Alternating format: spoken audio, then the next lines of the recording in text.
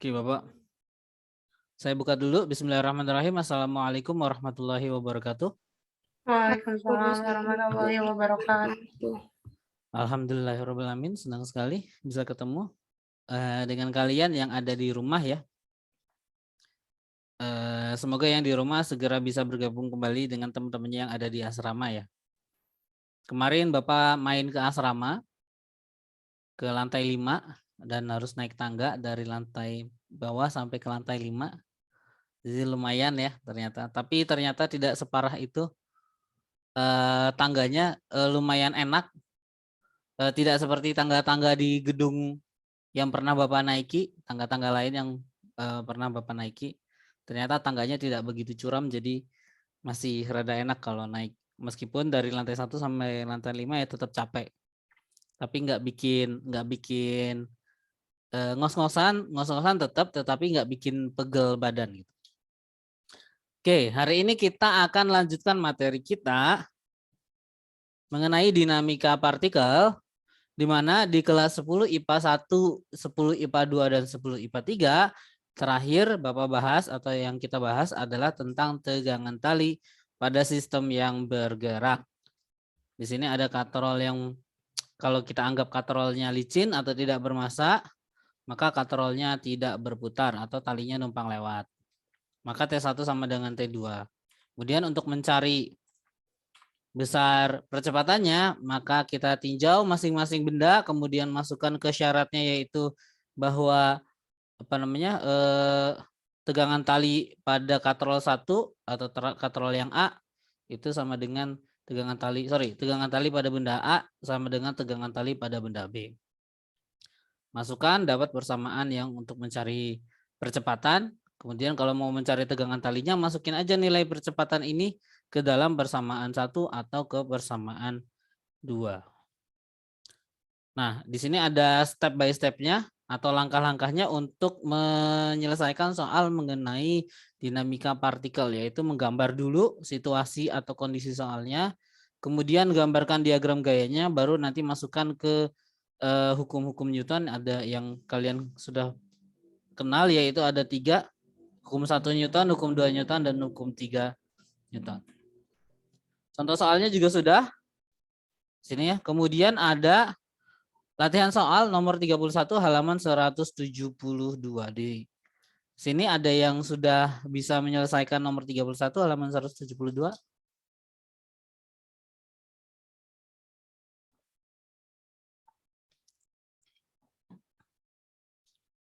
Nggak ada?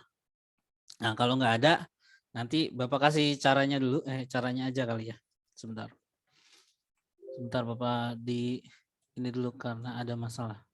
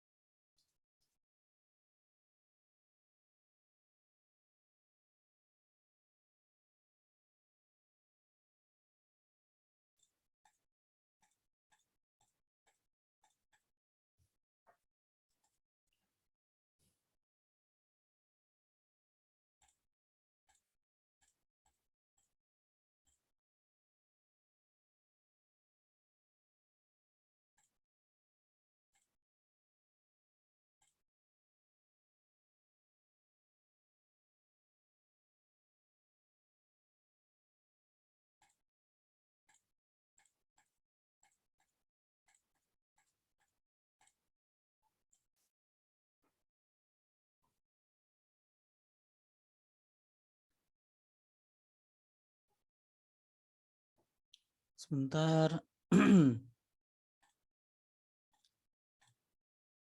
Oke. Oke, di latihan soal yang nomor 31 halaman 172 itu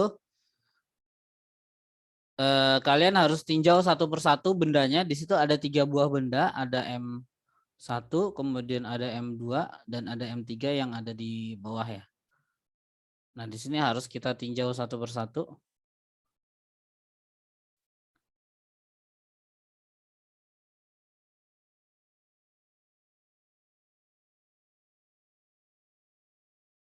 Nanti di tinjauan benda 1, ini benda 1, ini benda 2, yang bawah benda 3. Kemudian di sini ada katrol ya. Kalau tinjauan benda 1,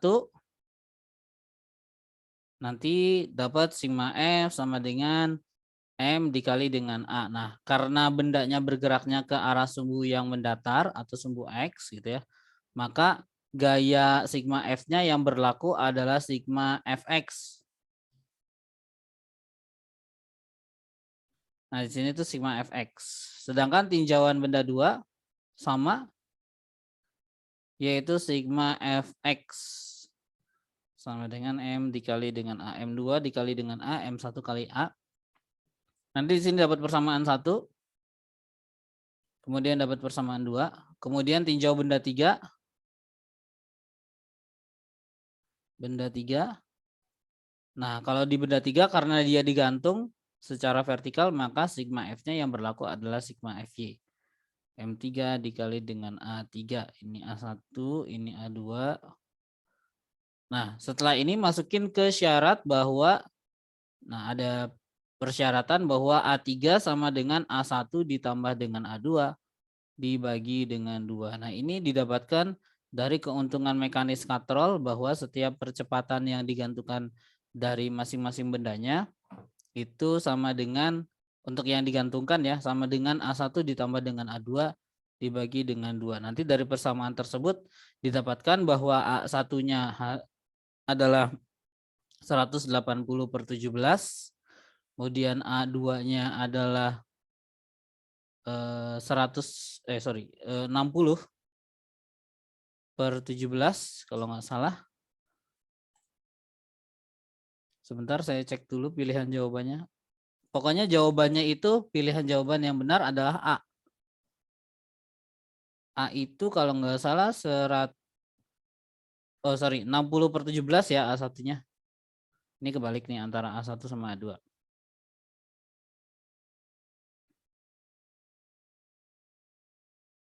Ini 60/17, kemudian A2-nya 120/17, sedangkan A3-nya adalah 180/34.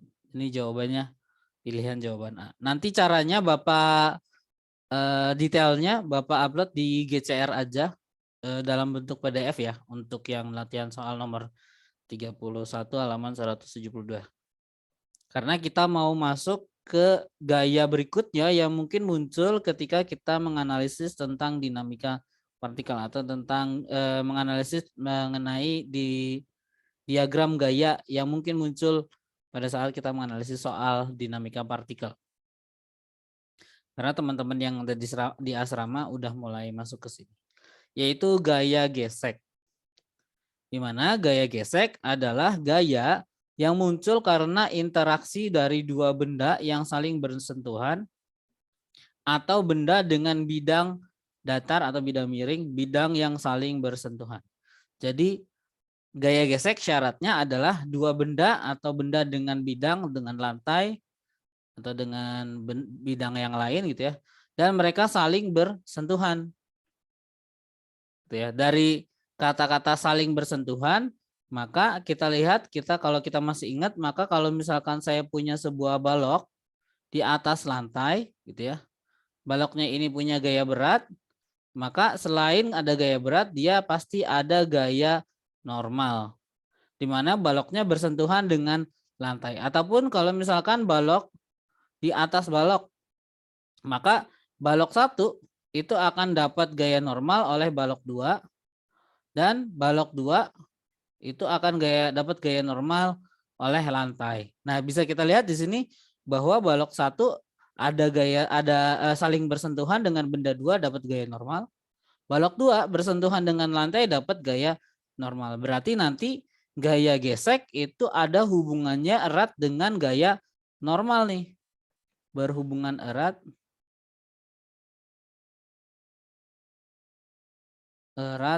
dengan gaya normal. Di mana gaya gesek itu pasti harus ada gaya normalnya. Kalau tidak ada gaya normalnya, maka tidak mungkin muncul gaya gesek karena mereka harus saling bersentuhan terlebih dahulu baru muncul gaya gesek. Kemudian yang kedua, gaya gesek itu hanya boleh muncul atau hanya akan muncul jika permukaan dari kedua benda tersebut atau dengan bidangnya itu kasar. Nah, permukaan kasar atau permukaan benda yang kasar atau permukaan bidang yang kasar itu ditandai dengan muncul yang namanya koefisien gesek. Baik itu nanti koefisien gesek statis maupun koefisien gesek dinamis, kinetis maksudnya. Nah, koefisien gesek itu lambangnya adalah mu, kayak mikro gitu. Nanti kalau ada mu-nya berarti bisa kita bilang bahwa benda tersebut permukaannya atau bidang tersebut permukaannya kasar. Sudah pasti kasar. Karena kalau ada koefisien geseknya sudah pasti kasar. Kalau kasar maka sudah pasti ada koefisien geseknya atau ada nilai dari mu-nya. Kemudian, nah ini nih bergantung pada besarnya gaya normal. Jadi gaya gesek itu bergantung sama gaya sentuhnya atau gaya normalnya. Semakin besar gaya normal, itu maka semakin besar juga gaya geseknya. Semakin kecil gaya normalnya, maka akan semakin kecil juga gaya normalnya. Atau gaya gesek yang dilambangkan dengan huruf F kecil, biasanya ada tulisan geseknya gitu ya. Itu akan sebanding dengan gaya normalnya. Jadi ketika normalnya besar, maka gaya geseknya juga ikut besar. Kalau normalnya kecil, berarti gaya geseknya juga ikut kecil. Nah, yang terakhir adalah karena ini merupakan gaya merupakan besaran vektor, maka harus punya arah, di mana arah dari gaya gesek selalu melawan kecenderungan dari gerak benda. Jadi arahnya itu selalu berlawanan atau melawan kecenderungan gerak benda. Contohnya misalkan saya punya sebuah balok bermasa M, kemudian saya tarik dengan gaya sebesar F yang arahnya yang mempunyai selisih sudut dengan bidang datar atau sumbu X itu adalah theta. Maka bisa kita jabarkan yang sudah pernah kita pelajari bahwa kalau ada gaya miring meskipun dia eksternal, maka kita harus bisa menjabarkan gaya tersebut menjadi gaya pada sumbu yang mendatar dan gaya pada sumbu yang vertikal.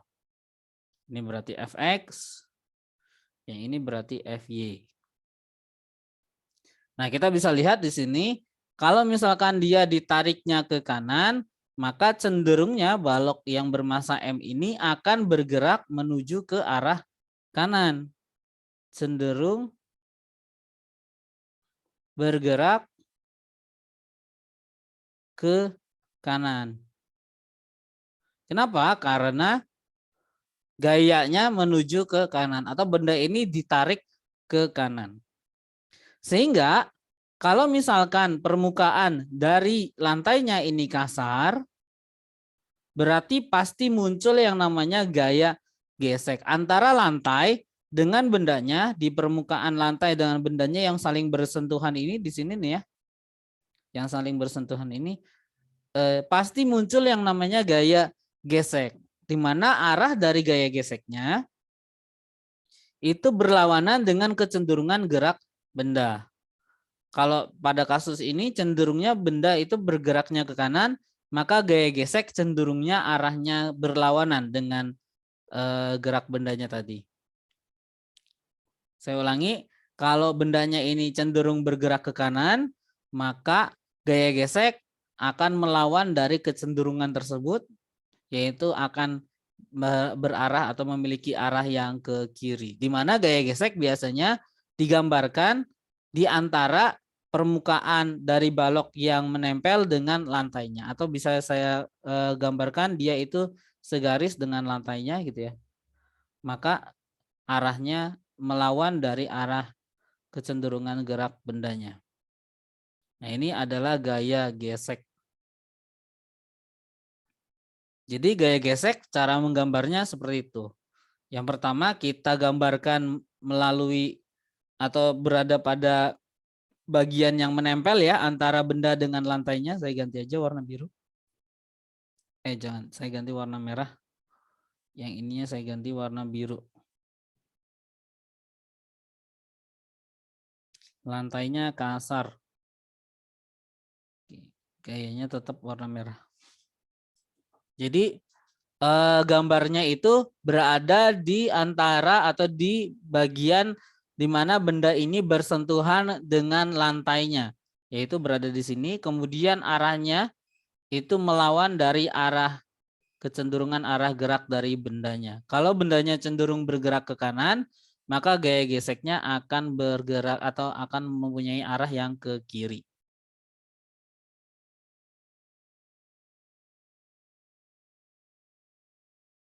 Sampai di sini ada pertanyaan?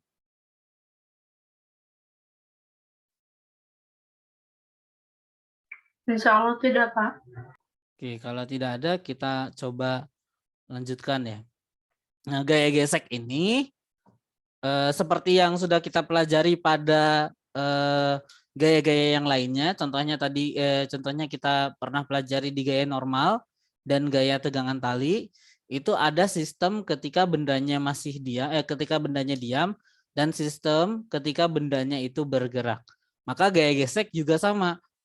Jadi gaya gesek ada dua macam juga, yaitu yang pertama adalah gaya gesek yang berlaku atau bekerja pada sistem yang diam.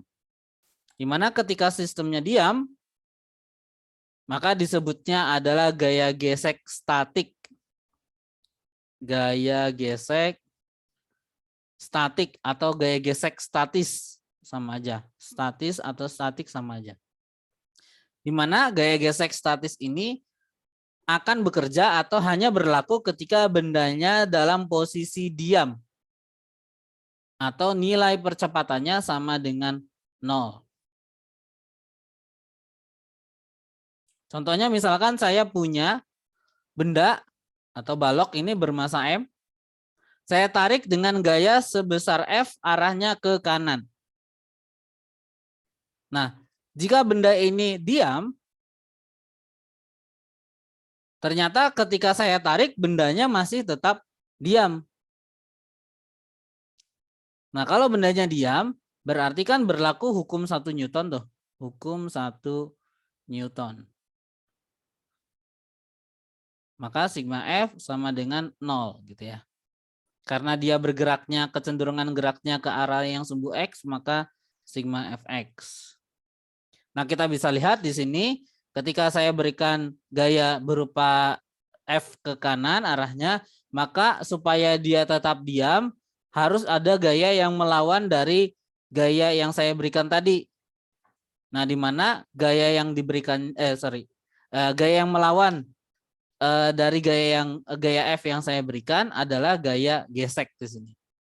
Kenapa? Karena lantainya itu kasar. Maka akan muncul gaya gesek arahnya berlawanan dengan arah gaya yang saya berikan dan gambarnya atau letaknya ada di bagian dari sentuhan antara balok dengan lantainya atau permukaan dari balok tersebut bertumpu.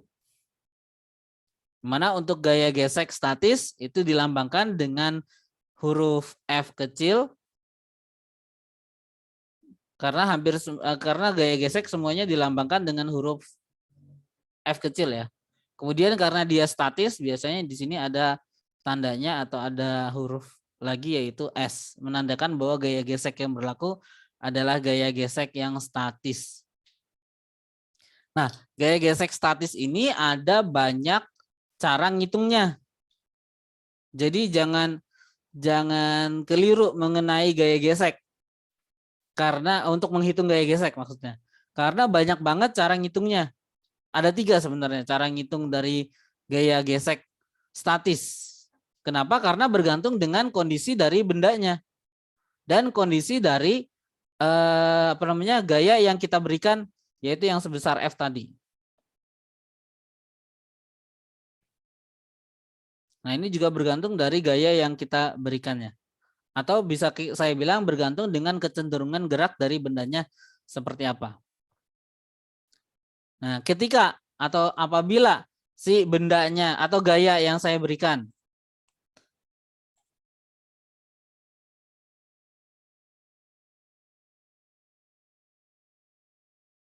Sebentar. Bentar, leher saya sakit nih.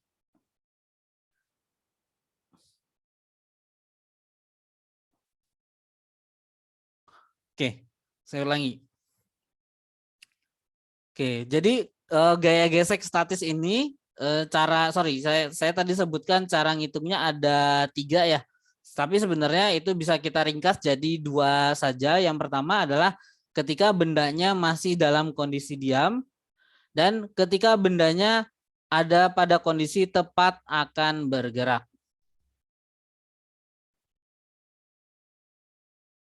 Jadi ada 2 kondisi di mana bendanya masih dalam kondisi diam dan bendanya tepat akan bergerak. Apa bedanya diam dengan tepat akan bergerak, Pak? Kalau diam, kalau bendanya dalam kondisi diam, berarti bendanya tidak berkutik sama sekali.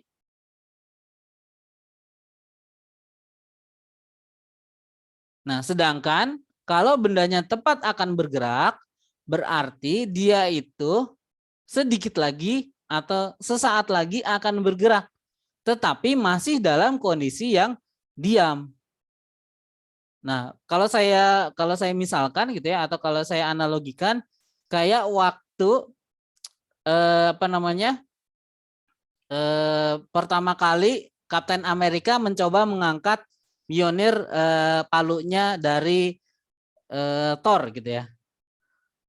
Sampai Thor-nya terkaget-kaget karena ketika ditarik atau diangkat oleh Hulk, oleh Iron Man, oleh siapapun ternyata tidak berkutik sama sekali si palu Mjolnirnya tersebut. Maka bisa kita katakan bahwa pada saat ditarik oleh Iron Man, oleh Hulk gitu ya, kondisinya adalah dia masih diam dan tidak berkutik. Sedangkan ketika dicoba ditarik oleh Kapten Amerika, ternyata si Mjolnirnya tersebut dia agak bergoyang sedikit, artinya dia tepat akan bergerak, tetapi ternyata masih belum bergerak gitu. Jadi dia tepat akan bergerak, itu artinya dia masih diam, bentar lagi bergerak, tetapi kondisinya itu masih tetap diam. Itu yang analogi yang paling dekat yang bisa saya berikan ya. Dimana untuk mencari besarnya gaya gesek statis itu sama dengan mu atau koefisien gesek statisnya dikali dengan gaya normal. Nah, kalau dalam kondisinya yang dia diam tidak berkutik, maka gaya geseknya itu sama dengan gaya pendorong yang saya berikan atau gaya tarik yang saya berikan. Kalau misalkan bendanya tidak berkutik atau diam tidak berkutik.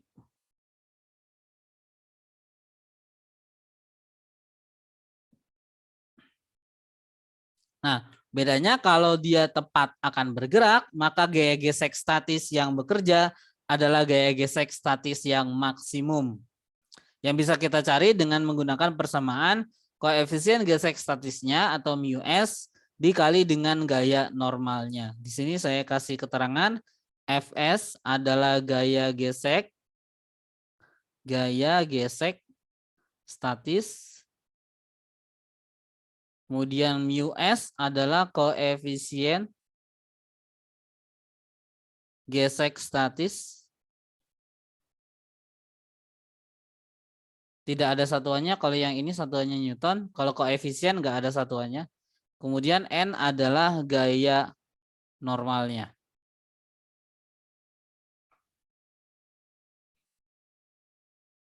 Nah, jadi kondisinya sekarang di gaya gesek statis itu ada 2 kondisi dari bendanya. Meskipun mereka sama-sama diam, tapi kondisinya itu agak berbeda. Di mana diam yang pertama itu berarti dia tidak berkutik sama sekali. Di mana diam yang kedua itu dia akan kondisinya tepat akan bergerak.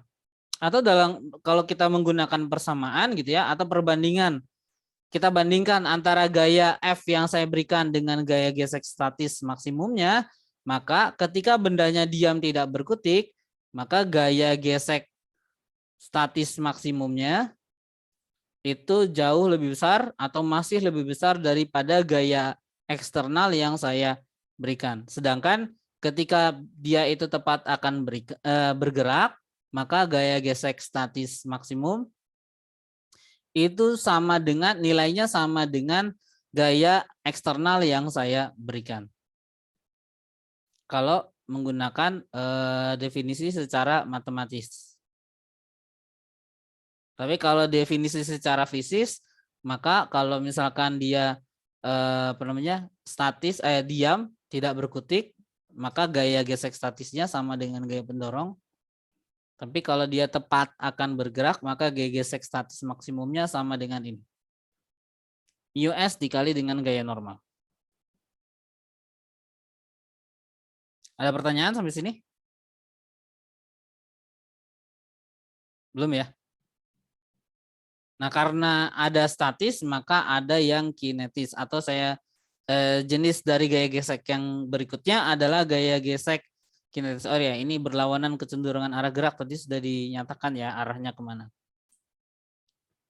Yang kedua adalah gaya gesek yang kinetis. Di mana gaya gesek kinetis ini berarti berlaku ketika bendanya bergerak pada permukaan yang kasar.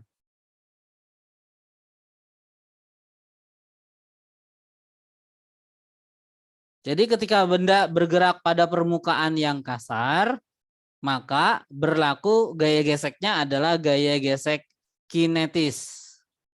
Contohnya gimana? Contohnya kalau kalian sedang menghapus papan tulis gitu ya. Papan tulisnya bukan yang papan tulis yang spidol ya. Misalkan kalian di sini belum ada yang pernah pakai papan tulis kapur nggak? Kalau papan tulis kapur kan agak kasar tuh ya. Ini kalau kita gesek gitu ya, kalau kita hapus gitu ya, maka seperti penghapus yang bergerak di atas papan tulis. Jadi gesekannya dapat gitu ya, tetapi penghapusnya itu masih bisa tetap bergerak. Nah, ketika benda bergerak pada permukaan yang kasar, maka gaya gesek yang berlaku adalah gaya gesek kinetis. Lambangnya adalah F kecil, ada huruf K-nya. Untuk mencari besar gaya gesek kinetis masih bergantung dengan gaya normalnya. Ini pada kondisi bendanya bergerak pada permukaan yang kasar. Ini contohnya ya, misalkan dia bergerak, maka ininya itu bukan Fs ya, tetapi Fk. Sorry. Sininya K kecil. Besarnya gaya gesek kinetis itu bisa kita cari dengan menggunakan persamaan mu K dikali dengan gaya normal. Mu berarti koefisien gesek yang kinetis. N adalah gaya normal. Fk adalah gaya gesek yang kinetisnya. Saya kasih keterangan di sini Fk gaya gesek kinetis. Satuannya Newton. Mu itu mu K berarti koefisien gesek kinetis.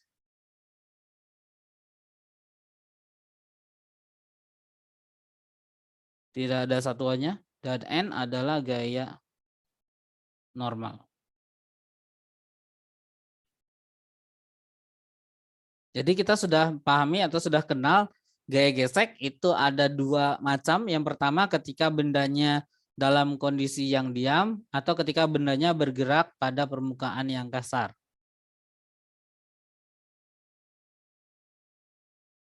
Gaya gesek statis tadi berarti bendanya diam pada permukaan yang kasar ya. Dan kalau gesek kinetis berarti bekerja ketika bendanya bergerak pada permukaan yang kasar. Oke, sebelum ke contoh soal dan latihan soal, ada pertanyaan di sini? Mengenai gaya gesek statis dan kinetis?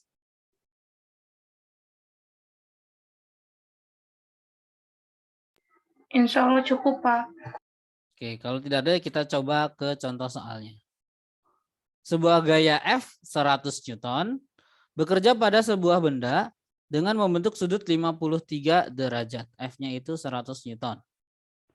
dengan arah mendatar seperti gambar di atas. Berarti F-nya itu miring ya. Bila koefisien gesekan, nah di sini tidak dijelaskan bahwa koefisien gesekannya apakah gesek kinetis atau gesek statis.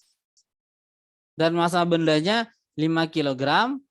Yang ditanya adalah percepatan yang dialami oleh benda tersebut berapa. Berarti kalau saya tuliskan diketahui, kita tahu bahwa gayanya adalah 100 Newton dengan sudut theta adalah 53 derajat. Kemudian massa dari bendanya adalah 5 kg. Dan mu-nya adalah 0,2 atau koefisien geseknya adalah 0,2. Ditanya adalah percepatannya berapa.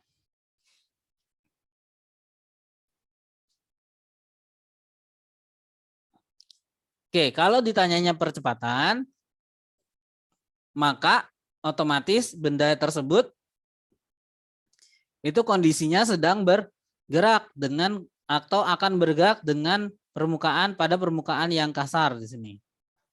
Sehingga gaya gesek yang berlaku adalah gaya gesek yang kinetis. Tetapi sebenarnya kita harus cari tahu dulu si benda ini sebenarnya bergerak atau tidak.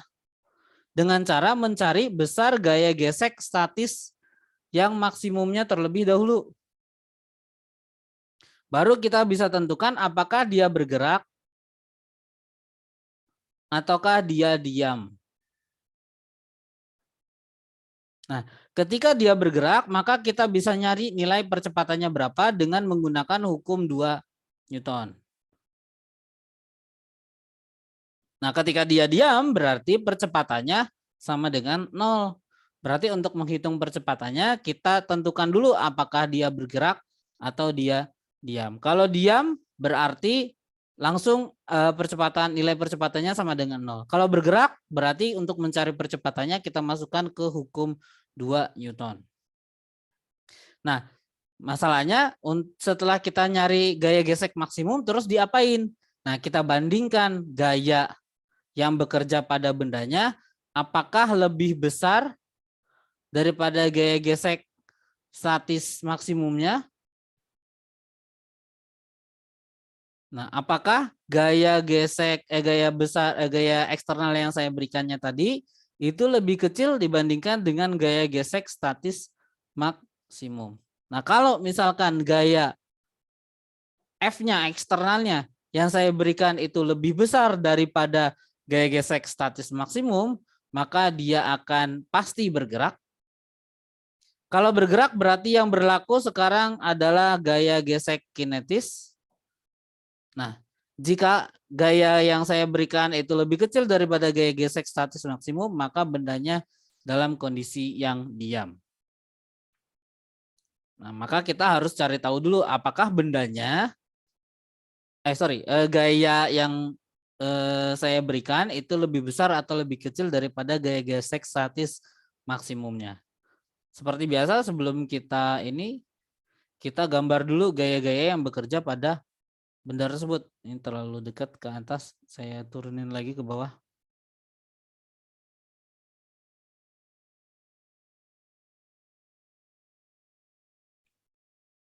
Kemudian di sini ada gaya F yang bekerja ke situ, sudutnya 53.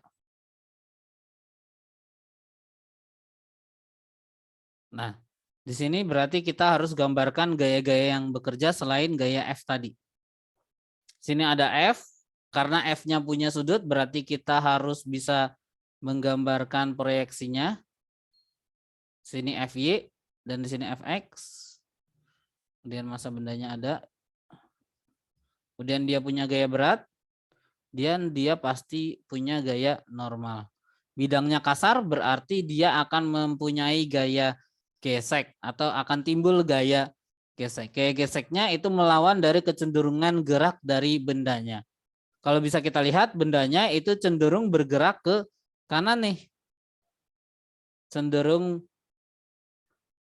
geraknya ke kanan. Sehingga gaya geseknya itu akan melawan dari kecenderungan gerak tersebut, yaitu arahnya ke kiri. Maka ini gaya gesek. Saya tuliskan F gesek saja karena kita masih belum tahu apakah nanti yang masuk dalam persamaan adalah gaya gesek statis atau gaya gesek kinetis. Nah, sebelum itu kita cari dulu besar gaya gesek yang statis yang maksimumnya terlebih dahulu. Fs max sama dengan mu dikali dengan gaya normal. Nah, bisa kita lihat di sini gaya normal itu berada pada sumbu yang vertikal. Di mana pada sumbu yang vertikal itu ada 3 buah gaya yang bekerja. Ada Fy, ada gaya normal, dan ada gaya berat. Sehingga besarnya gaya normal atau karena ketiga gaya tersebut berlaku, maka kita masukkan ke dalam persamaan hukum 1 Newton. Untuk gaya yang vertikal Fy sama dengan 0. Di sini kita punya ada gaya normal arahnya ke atas, gaya berat arahnya ke bawah, dan Fy arahnya ke bawah. Berarti kalau kita ambil gaya normal yang ke atas adalah positif, maka Fy dengan gaya berat arahnya ke bawah. Ya, maka kita punya gaya normal dikurangi Fy dikurangi dengan W sama dengan 0. Maka N sama dengan Fy ditambah dengan W. Fy berarti F dikali dengan sin dari sudut ditambah dengan W adalah M dikali dengan percepatan gravitasi. F-nya 100 dikali 53 derajat, sin 53 ditambah dengan masanya adalah 5 dikali dengan 10. 100 kali sin 53. Sin 53 itu berapa ya? 0,6 atau 0,8? 0,8 ya? 4/5. Jadi 80 ditambah dengan 50. Maka gaya normalnya sama dengan 130 Newton. Nah, baru kita masukkan ke sini Fs maksimum sama dengan mu. Mu-nya kita ambil saja 0,2. Mu-nya 0,2 di sini ya. Dikali dengan N adalah 130 Newton. Berapa nih kira-kira? 26 Newton ya? Benar nggak? 130 kali 0,2. Iya, 26 Newton, Pak. Oke, berarti gaya gesek statis maksimumnya adalah 26 Newton. Sedangkan gaya yang berlaku pada yang melawan dari gaya gesek adalah Fx. Fx itu adalah F dikali dengan cos dari 53. F-nya 100, cos 53 0,6. Jadi 60 Newton. Berarti kita lihat di sini bahwa nah di antara ini Fx dengan Fs max itu ternyata Fx-nya lebih besar daripada Fs max. Sama di sini. F lebih besar daripada Fs max, berarti bendanya bergerak. Kalau bendanya bergerak berarti masuk ke hukum 2 Newton. Hukum 2 Newton. Yaitu sigma F sama dengan massa dikali dengan percepatan. Karena gaya yang berlaku atau gerakannya itu cenderungnya ke arah yang horizontal atau ke sumbu X-nya saja, maka gaya yang perlu kita masukkan hanya gaya pada sumbu X-nya saja. Di sumbu X cuman ada Fx dengan gaya gesek. Di mana Fx-nya arahnya ke kanan dan gaya geseknya arahnya melawan dari arah cenderungan gerak atau ke kiri di situ. Berarti Fx-nya jadi positif dikurangi dengan gaya gesek sama dengan massanya dikali dengan percepatannya. Berarti kalau mau mencari percepatan sama dengan Fx minus gaya gesek dibagi dengan ini gesek ya, dibagi dengan massa dari bendanya. Fx-nya tadi 60, gaya geseknya tadi 26 Newton. Nah, ini harus diperhatikan ya, karena kita ketahui cuman mu-nya cuman 1. Jadi kita cuma punya mu aja, tidak ada keterangan apakah mu S atau mu K, maka kita langsung saja gunakan bahwa Fs max-nya itu sama dengan gaya geseknya yang bekerja pada benda tersebut. Tetapi kalau misalkan mu-nya ada mu S, ada mu K, maka kita cari Fs max-nya menggunakan mu K, Fs max-nya menggunakan mu S, sedangkan gaya gesek yang bekerja karena dia bergerak berarti ini gaya gesek Fk, gaya gesek kinetis. Itu sama dengan mu K dikali dengan gaya normal. Nanti kita coba cari contoh soal yang atau latihan soal yang ternyata menggunakan mu K gitu ya. Dilihat nanti kita lihat dari bukunya. Nah, untuk sekarang kita samakan saja bahwa nilai dari gaya geseknya sama dengan gaya gesek statis maksimum yang sudah kita cari, yaitu adalah 26 Newton. Dibagi dengan masanya yaitu 5. 60 dikurangi 26 berapa tuh?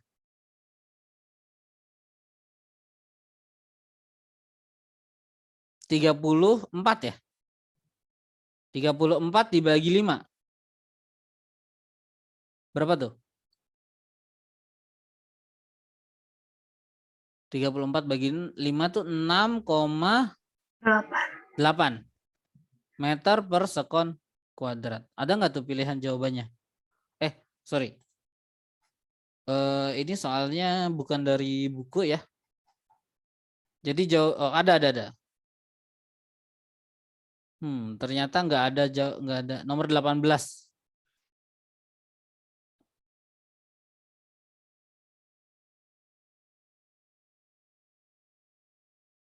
Nah, ini nomor 18 ada kekeliruan nih di sininya di pilihan jawabannya. Harusnya jawabannya adalah 6,8.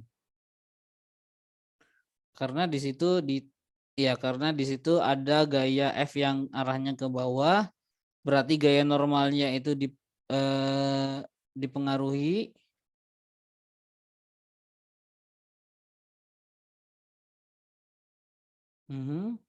80 tambah 50 jadi 130. 130 kali 0,2 jadi 26. Iya nih. Harusnya pilihannya ada jawaban 6,8 ya. Atau yang mendekati aja di situ pilihan jawaban D yaitu 5 ya. Tapi harusnya jawabannya yang tepat adalah 6,8. Nah, kalau di waktu Bapak jelaskan di asrama gitu ya, ini tuh jawabannya adalah 2. Bapak dapat waktu itu jawabannya adalah E. Tetapi setelah Bapak cek lagi soalnya, ternyata Bapak salah ngejelasin yang di asrama itu. Contoh soal ini Bapak salah ngejelasin ininya total gayanya. Karena ternyata gaya normalnya itu dapat tambahan dari gaya F yang ini. Jadi ada perubahan gaya normalnya tidak sama dengan gaya beratnya. Kalau di asrama Bapak anggap bahwa gaya normal itu sama dengan gaya beratnya. Tetapi karena F-nya ini arahnya ke bawah ya, atau ada gangguan dari F yang arahnya ini miring, maka gaya normal juga akan berpengaruh. Maka yang benar itu pakainya adalah yang ini nih. Yang sesuai adalah yang ini. Di mana gaya normalnya adalah 130 Newton. Bukan gaya normalnya bukan sama dengan gaya beratnya. Harusnya gaya normalnya itu 130 Newton. Kalau gaya normalnya 130 Newton, maka gaya geseknya 26 Newton. Kalau gaya geseknya 26 Newton, maka percepatannya adalah 6,8. Sampai di sini ada pertanyaan? Sebelum kita ke latihan soalnya.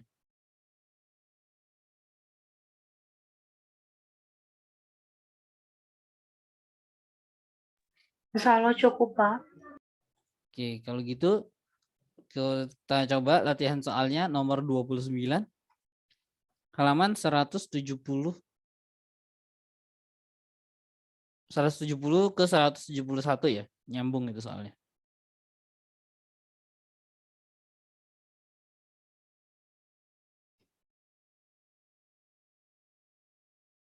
Ada 4 buah benda seperti pada gambar. Di situ ada pisang yang beratnya 4 kilo. buku yang beratnya 0,8 kilo, sorry yang masanya ya, yang masanya 0,8 kilo, bola basket yang masanya 3,5 kilo, dan mangga yang masanya 1,2 kilogram. Jika keranjang ditarik dengan gaya 30 Newton pada bidang datar yang kasar, dengan koefisien gesek adalah 0,4, agar keranjang tersebut tepat akan bergerak, maka massa keranjang, di sini massa keranjang diabaikan, maka benda yang harus dimasukkan ke dalam keranjang adalah berapa? Nah, dicoba silahkan dan Bapak bantu kata kuncinya kalau di situ ada kata-kata tepat akan bergerak. Kalau bendanya atau keranjangnya tepat akan bergerak,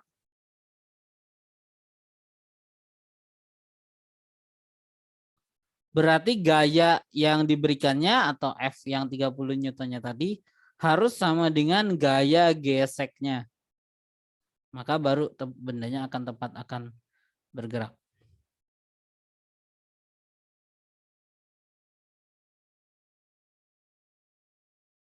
Maka dicoba waktunya 5 menit dari sekarang.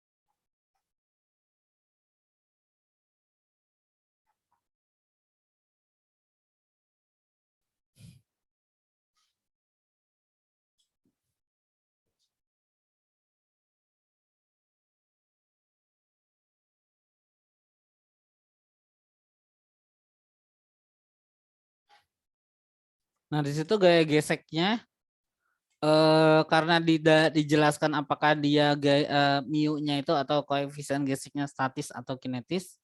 Tapi karena dibilang bendanya tepat akan bergerak, maka yang berlaku adalah gaya gesek statis yang maksimum. Jadi bendanya itu tepat akan bergerak seperti yang sudah saya tuliskan di slide sebelumnya, bahwa kalau bendanya tepat akan bergerak, maka F-nya harus sama dengan gaya gesek statis yang maksimum.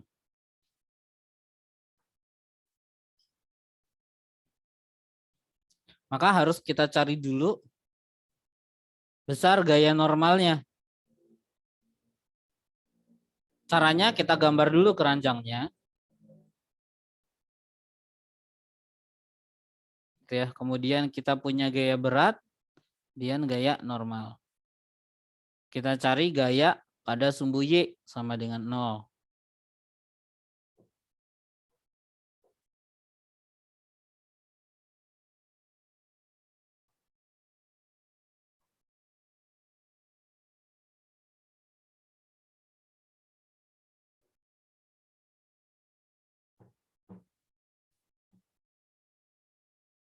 Tiga menit lagi.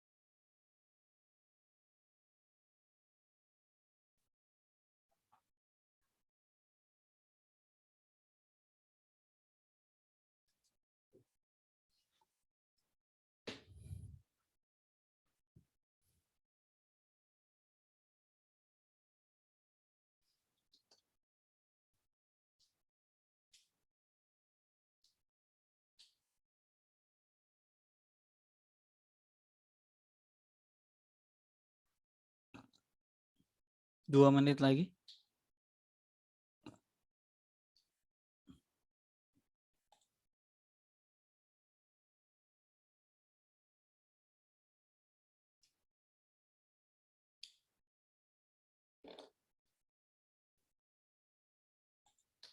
Satu menit. Jawabannya pisang dan bola basket, bukan Pak? Jawabannya pisang dan bola basket. Kenapa? Coba bisa ditunjukkan gimana caranya?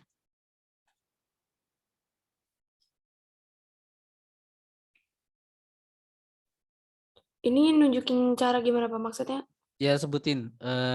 Perhitungannya dapat pisang dan bola basket itu dari mana? Kan itu Bapak ngasih yang apa sih Pak? Itu bentuk yang sebelum F itu gimana Pak nyebutnya? Lupa. Yang ini. Yang kayak E gitu Pak. Oh, ini sigma. Iya. Nah ya, sigma tadi kan Bapak ngasih FY. sigma F, Y itu 0. Mm-mm. Nah terus F sama dengan FG. F sama dengan FG. Iya G kecil gitu ya. Terus F sama dengan F sama dengan M dikali G dikali itu apa namanya? U ya? iya Bukan mu, mu. Oh ya mu. MYU dibacanya mu. Ah ya. Terus M-nya sama dengan Mhm. F per G per mu. Oh, M-nya sama dengan ya F Iya. dibagi dengan G dikali dengan Mu. mu. F-nya 30 30 per 10 ya. 10 dikali 0,4 Mhm. sama dengan 7,5 kilogram ya. Ya, masanya 7,5 kilogram ya. Mm-mm. Oke, maka kombinasi yang paling tepat untuk dapetin 7,5 adalah pisang dengan Bola basket. bola basket ya. Oke. Jawabannya sudah benar. Caranya hampir tepat, tetapi salah memulai nih. Di sini kalau misalkan ada soal yang bentuk esai, maka Bapak kasih nilai 3/4 atau sekitar 75%. Karena bukan dari sini masuknya. Atau bukan menggunakan persamaan sigma FY sama dengan 0. Sigma FY sama dengan 0 itu hanya untuk menunjukkan bahwa gaya normal yang kita berikan dikurangi dengan gaya berat, itu berarti gaya normal sama dengan gaya berat. Nah, di sini nih, gaya sigma FY itu hanya menunjukkan bahwa gaya beratnya, gaya normalnya sama dengan gaya berat.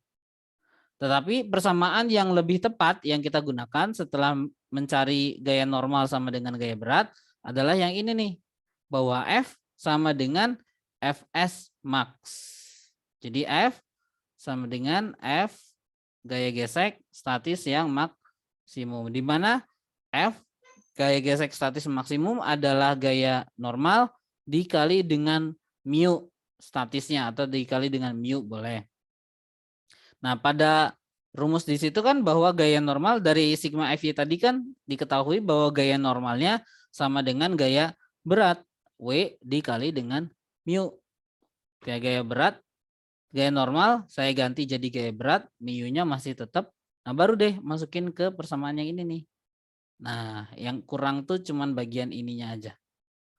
Tapi arahnya sudah benar ya. Nanti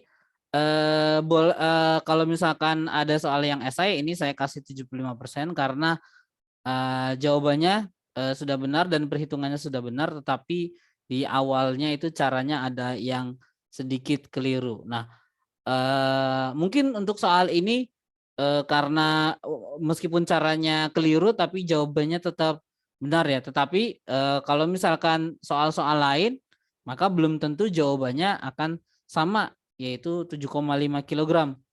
Jadi caranya kalau menggunakan cara yang langsung tadi maka belum tentu sama untuk soal-soal yang lainnya. Kebetulan soal ini dapat jawabannya sama, yaitu 7,5 kg ya. Nah, kalian bisa lihat juga soal-soal yang lain di nomor berikutnya, yaitu nomor 30, kemudian di nomor 33. Nomor 30 3, kemudian nomor 34. Sorry, bukan nomor 34. Nomor 36 ya. Kemudian nomor 39. Oh, sorry, bukan 39. Nomor 40. Nah, kalian bisa juga dicoba-coba soal-soal tersebut yang ada di buku. Nah, karena waktunya sudah menunjukkan pukul 15.04 atau lebih 4 menit, kita akhiri saja pertemuan kita hari ini dengan bacaan hamdalah. Alhamdulillahirabbil alamin. Alhamdulillahirobbilalamin. Dan doa akhir majelis. Subhanakallahumma wa bihamdika asyhadu an la ilaha Seperti biasa, sebelum ditutup boleh dibuka dulu kameranya bagi yang bisa buka kamera supaya bisa bakal screenshot sebagai bukti pertemuan kita hari ini.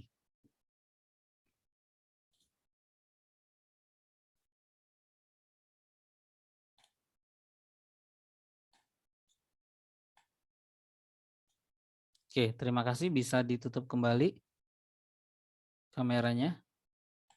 Nanti minggu depan kita coba bahas sedikit tentang gaya sentripetal dan latihan soal ya. Kita coba bahas soal-soal yang tersisa yang ada di buku. Kalau udah mulai ke asrama ya syukur, kalau misalkan belum ke asrama Bapak doakan segera ke asrama ya. Karena kemungkinan besar pembahasan soalnya kita offline dan tidak ada rekaman online-nya atau tidak ada rekaman pembahasan soalnya ya. Jadi Bapak harap semuanya minggu depan atau pertemuan berikutnya kita udah ada di asrama semua. Semoga bermanfaat. Bapak tutup. Assalamualaikum warahmatullahi wabarakatuh. Waalaikumsalam warahmatullahi warahmatullahi wabarakatuh. Terima kasih banyak, Pak. Sama-sama.